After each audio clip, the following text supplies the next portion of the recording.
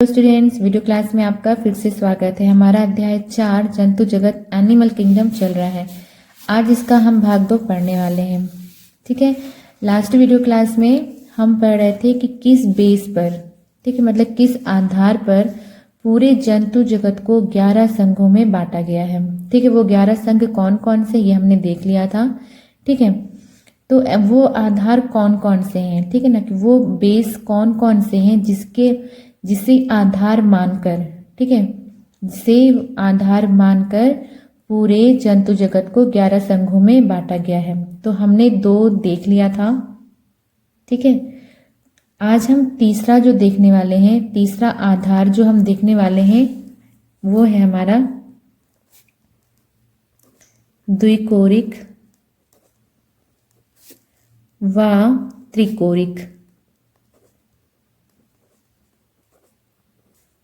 त्रिकोरिक संगठन। ये हमारी हेडिंग पड़ेगी। इंग्लिश में इसको हम बोलते हैं डिप्लोब्लास्टिक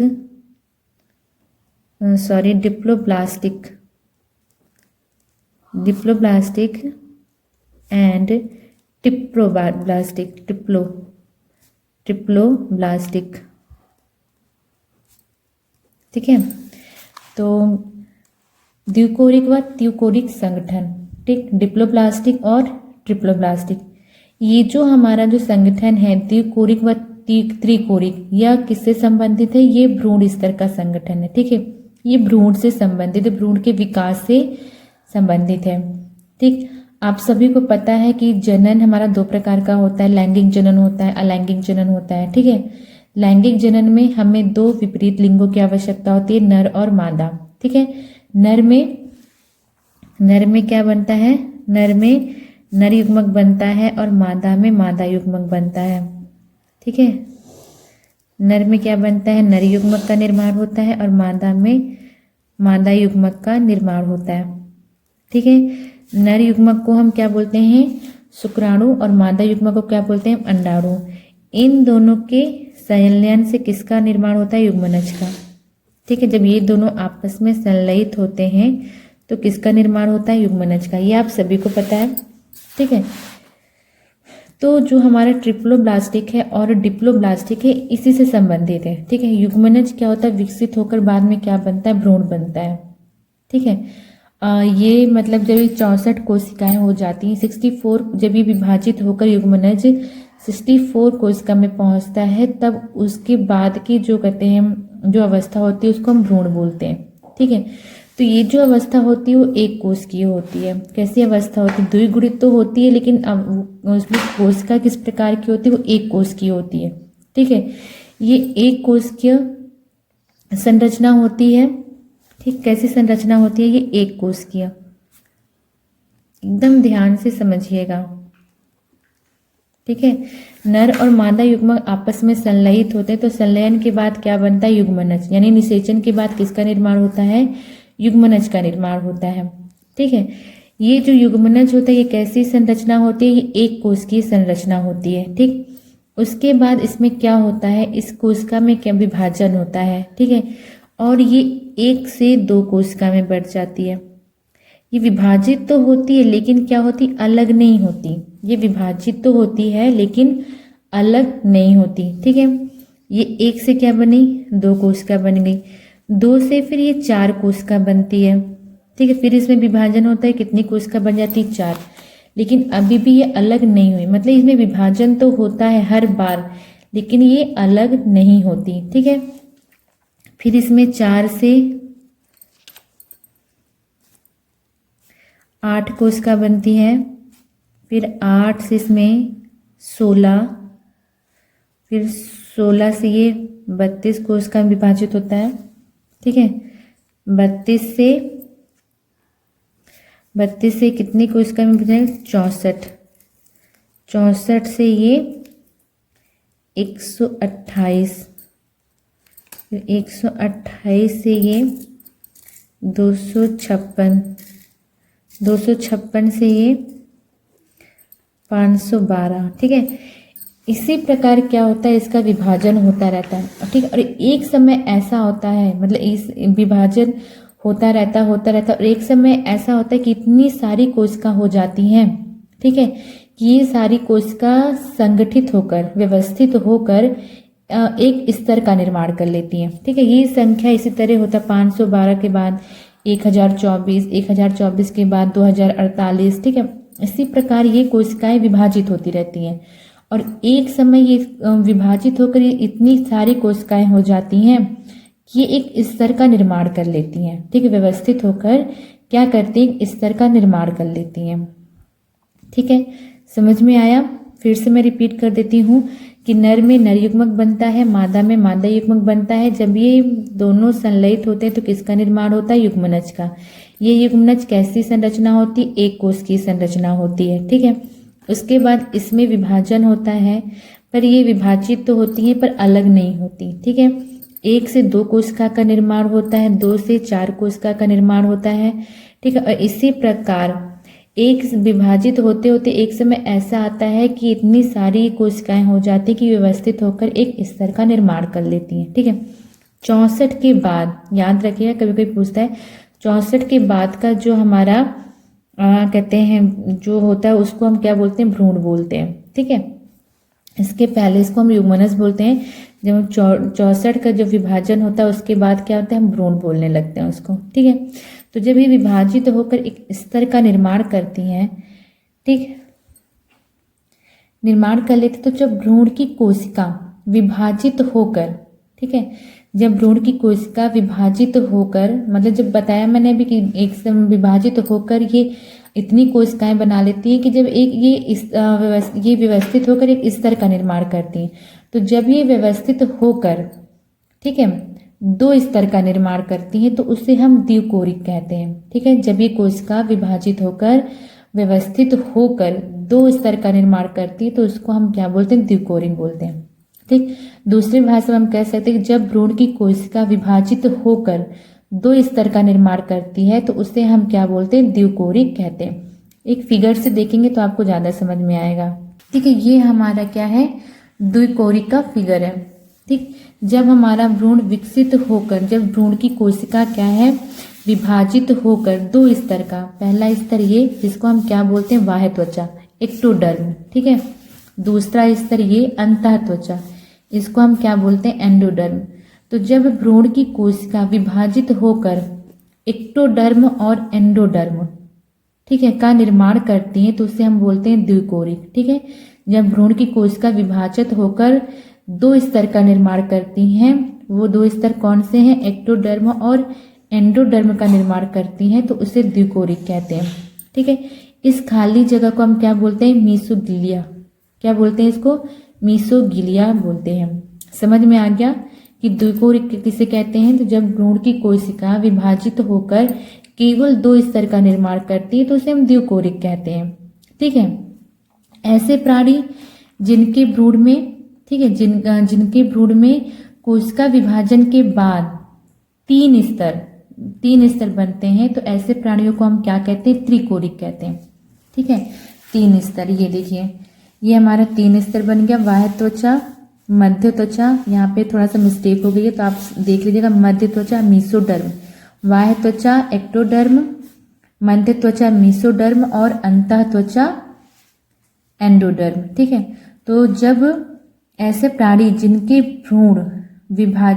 भ्रूण की कोशिका विभाजित होकर 3 स्तर का निर्माण करती हैं तो उसे क्या बोलते हैं, हम त्रिकोरिक कहते हैं, ठीक है। समझ में आ गया, कोई कंफ्यूजन नहीं है, ठीक है।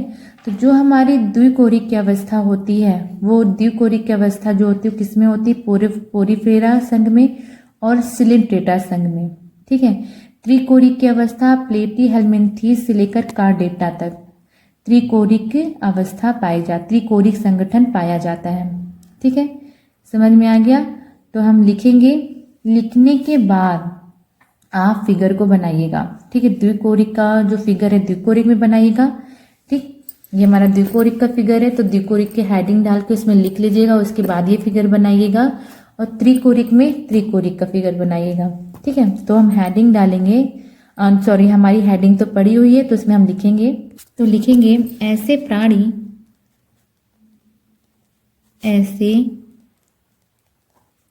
प्राणी जिनके भ्रूण की कोशिका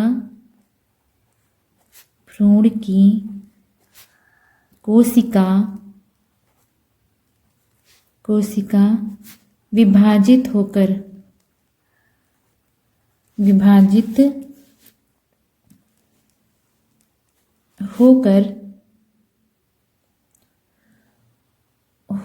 दो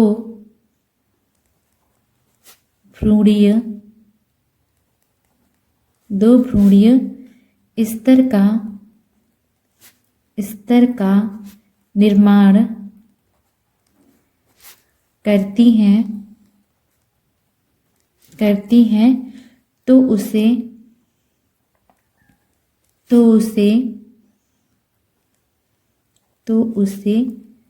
द्विकोरिक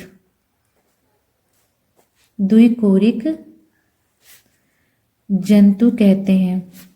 ठीक है, द्विकोरिक जंतु कहते हैं, डिप्लोब्लास्टिक द्विकोरिक जंतु कहते हैं। ठीक है, ऐसे प्राणी जिनकी भ्रूण की कोशिका विभाजित होकर दो भ्रूणीय स्तर एक्टोडर्म और एंडोडर्म, ठीक है, का निर्माण करती हैं तो ऐसे जंतु को हम क्या कहते हैं? द्विकोरिक जंतु कहते हैं। ठीक है, इसका फिगर, उसके बाद हम इसका फिगर बना लेंगे। ठीक है, इस फिगर को हम बना लेंगे। ठीक है, तो लिखेंगे पोरीफेरा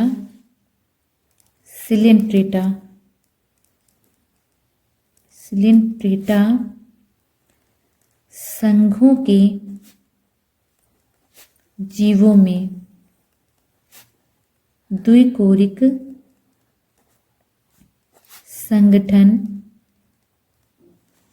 पाया जाता है।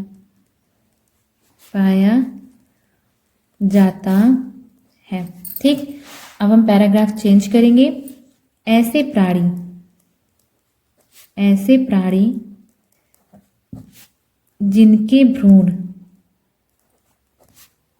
भ्रूण की कोशिका, सेम वैसे ही लिखेंगे, कोशिका विभाजित होकर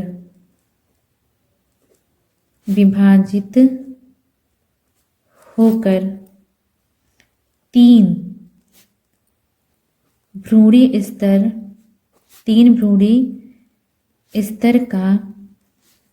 स्तर का, ठीक है, अब वो तीन भ्रूणी स्तर क्या है? हमारा एक्टोडर्म, ठीक है, एक्टोडर्म हो गया, मीसोडर्म हमारा मध्य त्वचा, बाह्य त्वचा, मध्य त्वचा और एंडोडर्म अंतः त्वचा, तीन भ्रूणी स्तर का निर्माण करते हैं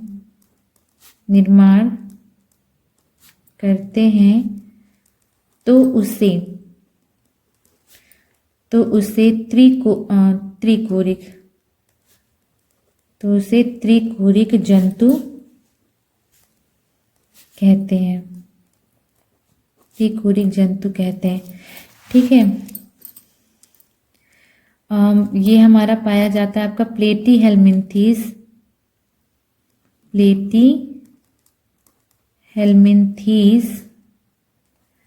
से लेकर कार्डेटा संघ तक त्रिकोरिक संगठन पाया जाता है। ठीक है, उसके बाद हम त्रिकोरिक वाला फिगर बना, ठीक है, उसके बाद हम इस फिगर को बना लेंगे। ठीक, समझ में आ गया?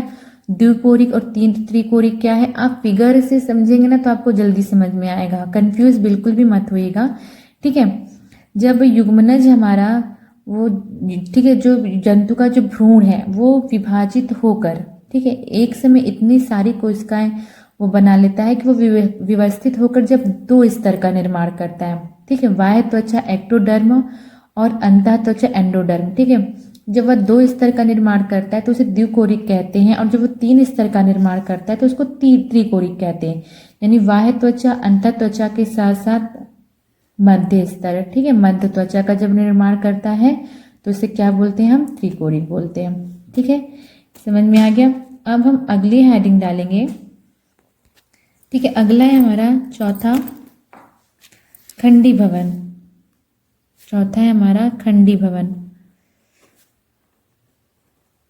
खंडी भवन इंग्लिश में बोलते हैं इसको सेगमेंटेशन।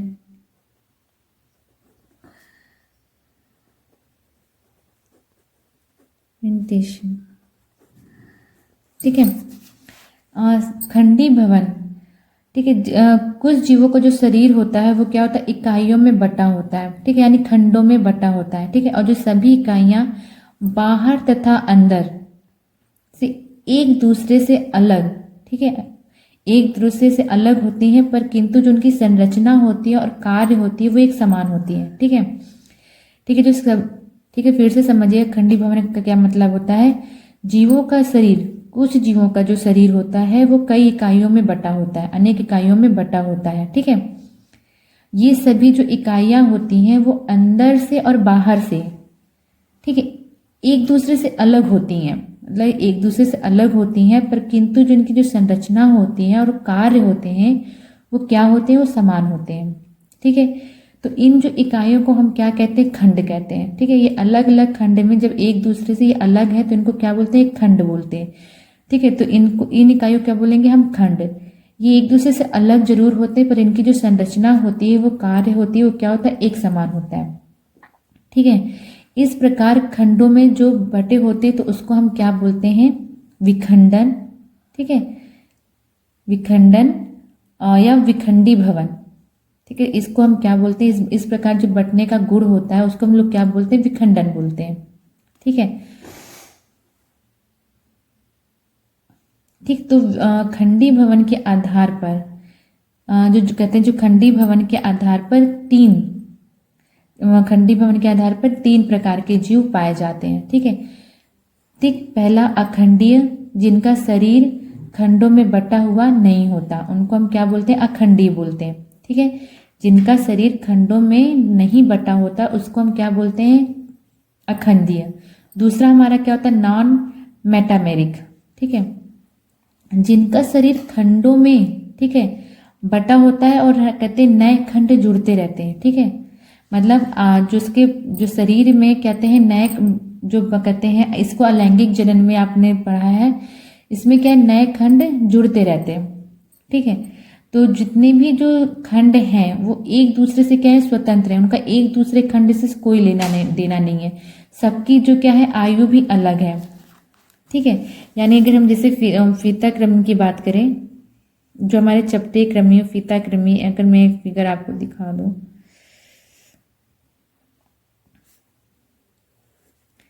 ठीक है, तो जो फीता क्रमी का शरीर होता है इसका जो कहते हैं शरीर खंडों में बटा होता है।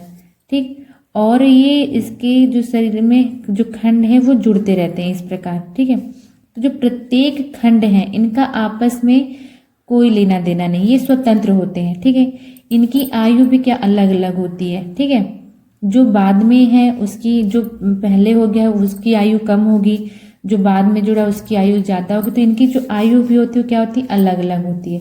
तो ऐसे जीव को हम लोग क्या बोलते हैं, नॉन मेटामेरिक, ठीक है, कहते हैं। ठीक है, तीसरा हमारा है मेटामेरिक विखंडन। ठीक है, इसमें जो जीवों का, जो जंतु का शरीर क्या होता है, खंडों में तो बटा होता है। ठीक है, लेकिन ये जो खंड होते हैं वो एक साथ बनते हैं और एक ही आयु के होते हैं। ठीक है, और ये सभी खंड मिलकर एक जीव को निर्माण करते हैं। ठीक है, तो इस प्रकार को विखंडन को हम क्या बोलते हैं, मेटामेरिक विखंडन बोलते हैं। ठीक, समझ में आ गया। तो हम लिखेंगे सबसे पहले खंडी भवन में, हमने खंडी भवन हेडिंग डाल दी, तो इसमें लिखेंगे कुछ जीवों का शरीर, जीवों का शरीर अनेक अनेक इकाइयों में बटा रहता है, इकाइयों में बटा रहता है और ये सभी इकाइयाँ बाहर तथा अंदर से पूर्णतः एक दूसरे से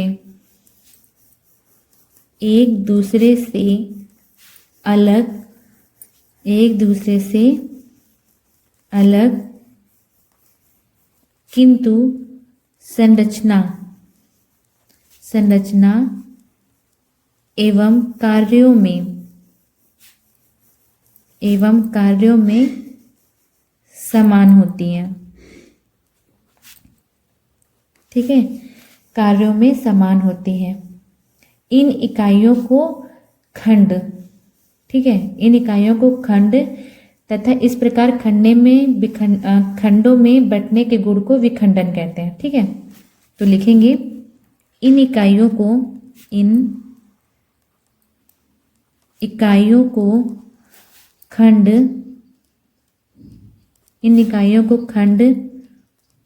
तथा इस प्रकार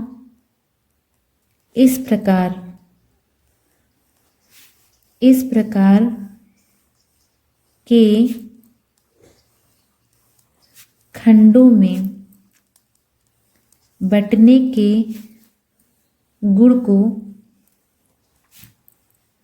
के गुण को विखंडन कहते हैं। ठीक है, समझ में आ गया। ठीक है, मतलब कुछ जीवों का शरीर क्या होता है, इकाइयों में बटा होता है। तो इस इकाई क्या होते हैं, बाहर तथा अंदर से पूर्णतः एक दूसरे से अलग होते हैं, परंतु इनकी संरचना और कार्य समान होते हैं। ठीक है, तो इन इकाइयों को हम क्या कहते हैं, खंड कहते हैं। जो अलग अलग इकाई है इसको क्या कहते हैं, हम खंड कहते हैं। ठीक है, और इस प्रकार के खंडों में बंटने को गुण को क्या कहते हैं, विखंडन कहते हैं। ठीक है, तो हमारा जो विखंडन है या खंडी भवन के आधार पर 3 प्रकार के जीव पाए जाते हैं। ठीक है, यानी जीवों को 3 समूहों में बांटा गया है। पहला हमारा क्या है, तो पहला हमारा क्या है, अखंडीय। हेडिंग हम डाल देंगे पहला अखंडीय।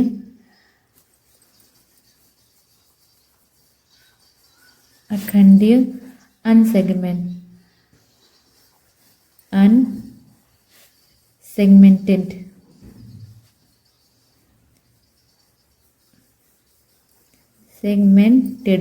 ठीक है, और इसके पहले एक लाइन आप लोग लिख लीजिएगा कि विखंडन के आधार पर जंतुओं को 3 समूहों में बांटा गया है।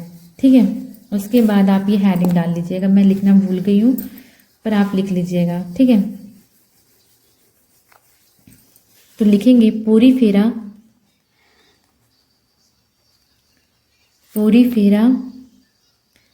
सिलेंट्रेटा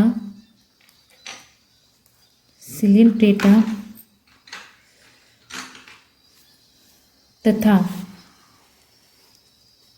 ठीक है, जो पोरीफेरा है और सिलेंट्रेटा, ठीक है, तथा कुछ गोल कृमि होते हैं, उनका जो शरीर होता है वो खंडों में बटा हुआ नहीं होता। ठीक है, पोरीफेरा, सिलेंट्रेटा तथा गोल कृमियों का शरीर खंडों में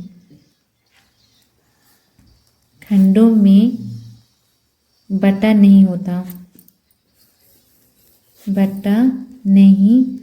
होता है। इन्हें अखंडीय कहते हैं, अखंडीय जंतु कहते हैं। ठीक है, यानी ऐसे जीव या ऐसे जंतु जिनका शरीर खंडों में बटा हुआ नहीं होता है उन्हें हम क्या कहते हैं, अखंडीय जंतु कहते हैं। ठीक है, ये किस प्रकार के संघों के जीव अखंडीय होते हैं, पोरीफेरा, सिलेंट्रेटा। ठीक है, दूसरा हम हेडिंग डालेंगे नॉन मेटामेरिक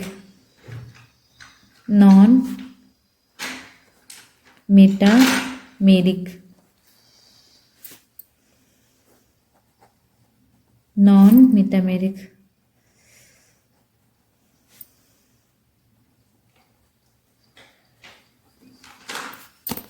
ठीक है, ठीक है। अब हम नॉन मेटामेरिक किसे कहेंगे?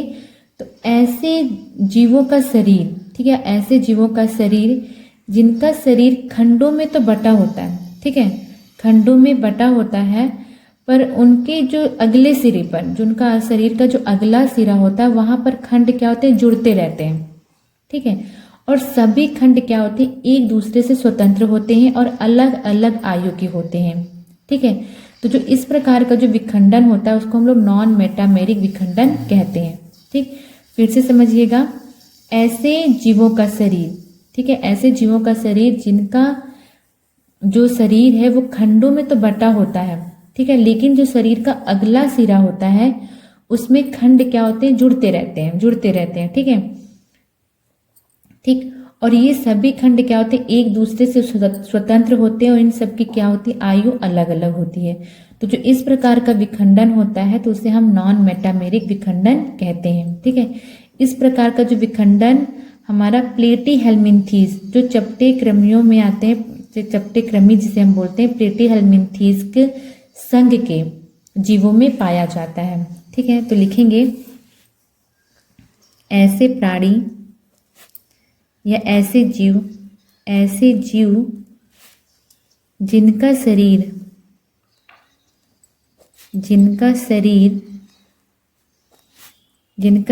खंडों में बटा होता है,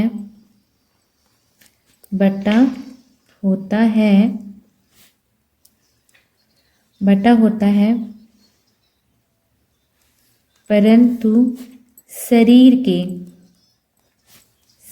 के अगले सिरे पर नए खंड जुड़ते रहते हैं तथा सभी खंड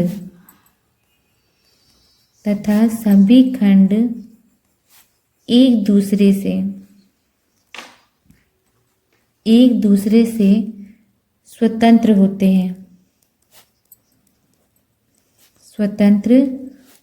हैं और ये अलग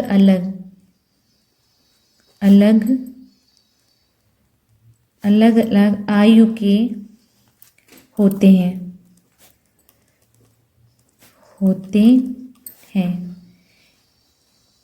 इस प्रकार के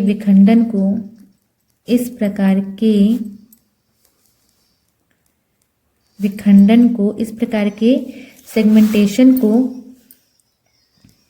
नॉन मेटामेरिक सेगमेंटेशन कहते हैं, नॉन मेटामेरिक विखंडन कहते हैं, ठीक है। नॉन मेटामेरिक विखंडन कहते हैं। ये प्लेटी हेल्मिन्थीज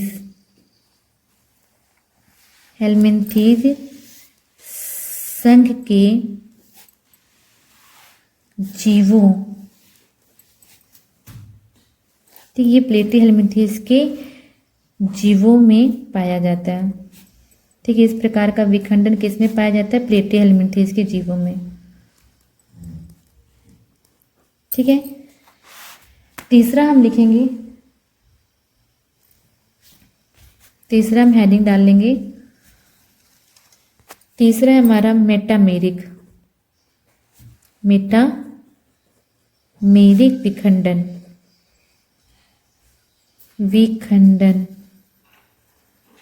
ठीक है। इंग्लिश में हम लोग इसे बोलेंगे मेटामेरिक सेगमेंटेशन, मेटामेरिक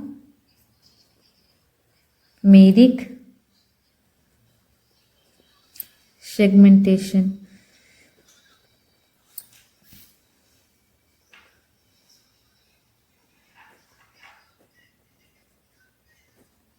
ठीक है। अब इसका मतलब क्या होता है, तो ऐसे प्राणी या ऐसे जीव, ठीक है, जिनका शरीर खंडों में बटा होता है, ठीक है, पर ये सभी खंड क्या होते हैं, एक साथ बनते हैं, ठीक है। जैसे इसके पहले वाले हमने नॉन मेटामेरिक में पढ़ा कि जो कहते खंड क्या होते हैं, वो शरीर के अगले सिरे में जुड़े होते हैं। पर जो मेटामेरिक विखंडन में शरीर खंडों में तो बटा होता है, पर ये सभी खंड क्या होते हैं, एक साथ बनते हैं। जैसे मनुष्य का शरीर है, ठीक है, शरीर खंडों में बटा होता है, हाथ पैर, ठीक है, कहते हैं सर आँख मुँह सब अलग अलग, मतलब हमारा जो सर का हिस्सा है वो अलग है, फिर बीच का धड़ है, फिर पैर है, ठीक है, हाथ। तो ये क्या है, जो हमारा शरीर क्या है, खंडों में बटा हुआ है, पर ये क्या है, जो सारे खंड एक साथ बनते हैं। ऐसा तो नहीं है ना कि सर हमारा पहले बन गया, पैर हमारे बाद में बने, ठीक है, और हाथ बीच वाला हिस्सा फिर उसके बाद बना, ऐसा तो नहीं है। जितना हमारा जो शरीर है का जो खंड है वो सभी एक साथ बनते हैं, ठीक। तो ये एक साथ बनते हैं और इनकी आयु भी क्या होती है, एक साथ मतलब इनकी जो आयु होती है वो एक जैसी होती है, एक ही साथ होती है इनकी आयु। ऐसा तो नहीं है ना कि आँख हमारी मतलब 2 साल पहले खराब हो गई, ठीक है, और पैर हमारी वो कहते हैं उसके कुछ साल बाद, ऐसा तो हाँ वो अलग बात है कि कुछ जो हमारा फिजिकली एक्सीडेंट हो जाता है या कुछ ऐसी आपत्ति आ जाती है कि जिसकी वजह से हमारे शरीर में, ठीक है, कुछ कमी हो जाती है हमारे शरीर की। पर ऐसा तो नहीं होता है ना कि क्या कहते हैं पैर पहले मर जाते हो आँख बाद में मरती हो, ऐसा तो नहीं है ना। सब जब हम मनुष्य खत्म होता है तो एक साथ ही खत्म होता है, उसके जो शरीर के जो खंड हैं, शरीर के अंग, वो एक साथ ही समाप्त होते हैं, ठीक है। वो एक्सीडेंट कोई दुर्घटना हो गई वो अलग बात है, ठीक। तो इसलिए ये तो मतलब ये मत समझिए कि मैम ने बोला कि कहते हैं वो जो शरीर के अंग घटते वो खराब नहीं होते या घटते नहीं है, ठीक है, ठीक है। तो वो एक अलग बात हो गई, दुर्घटना हो गई वो अलग चीज है, ठीक। कि मैम ने बोला कि कहते हैं अंगों की आयु एक साथ खत्म होती है, तो फिर आपने बता दिया अरे मैम उसका तो एक्सीडेंट हो गया तो उसका पैर कट गया तो उसका तो एक अंग पहले खत्म हो गया, तो वो दुर्घटना एक अलग बात है, ठीक है। लेकिन सामान्य बात अगर नॉर्मली हम बात करें तो जो हमारा जो शरीर है वो एक ही साथ बनता है और एक ही साथ खत्म होता है, ठीक है।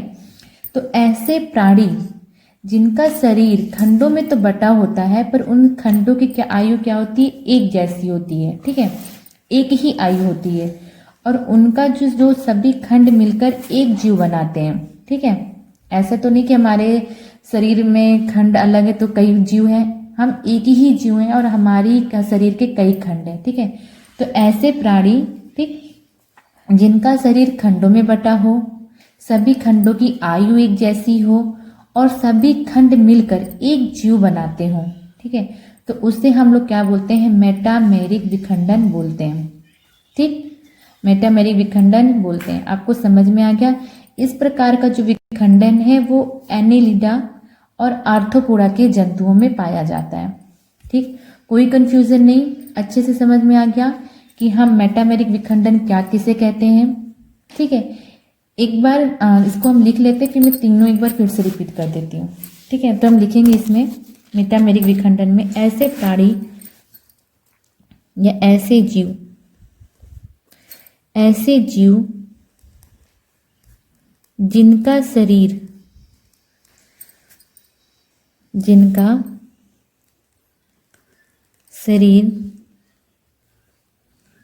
खंडों में बटा होता है और शरीर के सभी खंड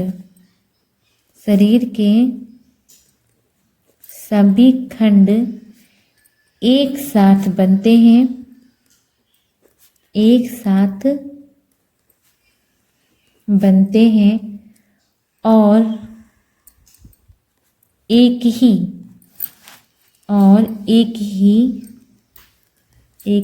आयु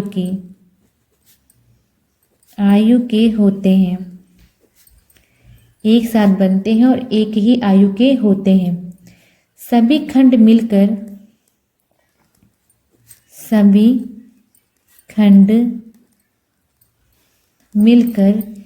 एक जीव बनाते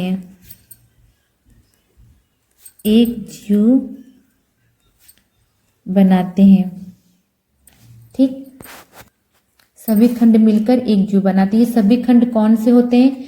सिर, वक्ष व उदर। ठीक है, सिर, वक्ष व उदर। ठीक है, ये खंड हो, ठीक, तो समझ में आ गया। सभी खंड मिलकर एक जीव बनाते हैं। ऐसे विखंडन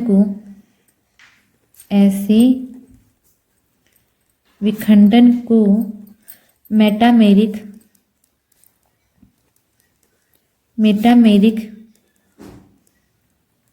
विखंडन कहते हैं। इस प्रकार का शारीरिक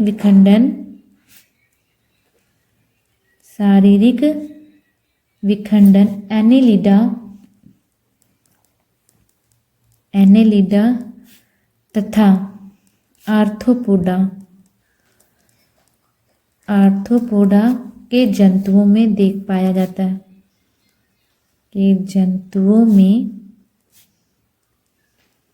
पाया जाता है। ठीक, तो विखंडन के आधार पर जंतुओं को तीन समूहों में बांटा गया है। एक ऐसे जंतु जिनका शरीर खंडों में बटा हुआ नहीं होता, ठीक है, उन्हें हम क्या बोलते हैं? अखंडीय जंतु बोलते हैं। ठीक है, दूसरा हमारा नॉन मेटामेरिक, इनका शरीर क्या है? खंडों में बटा होता है, पर जो शरीर का अगला सिरा उसमें क्या होता है? हर बार नए खंड जुड़ते रहते हैं। ठीक है, और तब सभी खंड एक दूसरे से स्वतंत्र होते हैं, उनका एक दूसरे आपस में कोई लेना देना नहीं होता, उनकी आयु भी क्या होती है? अलग अलग होती है। तो इस प्रकार के विखंडन को हम क्या बोलते हैं? नॉन मेटामेरिक विखंडन करते हैं। ये किसमें पाया जाता है? तो प्लेटीहेल्मिन्थेस के संघ के जीवों में पाया जाता है। ठीक है, तीसरा हमारा है मेटामेरिक विखंडन, ऐसे जीव जिनका शरीर खंडों में बटा होता है, पर जो शरीर के सभी खंड क्या होते हैं? एक साथ बनते हैं। जैसे हमारे मनुष्य का, ठीक है, एक साथ बनते हैं और एक ही आयु होती है इनकी। ठीक है, इनकी आयु अलग अलग नहीं होती, और सभी खंड मिलकर क्या करते हैं? एक जीव का निर्माण करते हैं। तो इस प्रकार का जो विखंडन होता है उसे हम लोग क्या बोलते हैं? मेटामेरिक विखंडन कहते हैं। ये एनीलिडा तथा आर्थ्रोपोडा के संघ के जंतुओं में पाया जाता है। ठीक, तो आज की वीडियो क्लास के लिए इतना ही। मिलते हैं नेक्स्ट वीडियो क्लास में, तब तक के लिए बाय बाय। आई होप आपको वीडियो क्लास अच्छे से समझ में आया होगा। अगर कोई डाउट है, ठीक है, तो आप मुझे कमेंट बॉक्स में जरूर पूछिएगा। मिलते हैं नेक्स्ट वीडियो क्लास में, बाय बाय।